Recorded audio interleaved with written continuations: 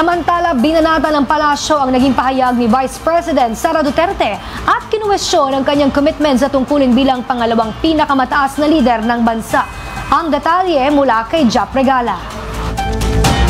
Hindi ba mas magiging mapupunta tayo sa dumpster kung ang magiging pangulo natin o ang magiging leader natin ay ang mga katulad nila VP Sara, mas na inuuna pang magpunta sa abroad, magsilbi sa isang tao, although tatay niya po yun. Iyan ang tahasang sagot ng Malacanang sa pahayag ni Vice President Sara Duterte hinggil sa banat niyang papunta na sa basurahan ng Pilipinas at nawawala na umano ang pag-asa ng mga Pilipino.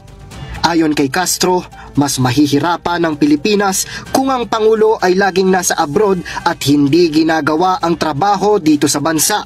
Binigyang diin din niya na obligasyon ni Duterte ang maging vice-presidente at alam din niya dapat ang obligasyon ng isang vice-presidente. Ang Pangulo natin na sinasabi niya na mukhang wala na tayong pag-asa, nasa Pilipinas, nagtatrabaho. Araw-araw, may inaanunsyo tayong good news.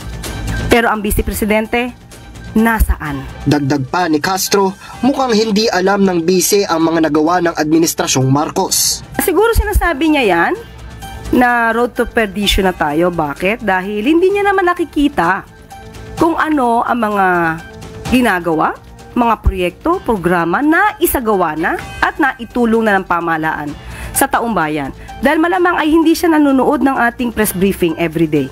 Nagpasaring din siya kay Vice President Duterte. Nawawala ang pag-asa ng mga Pilipino. Hindi ba siya yung nawawala sa Pilipinas ngayon? Para sa totoong balita sa Bagong Pilipinas, Jap Regala, Congress News.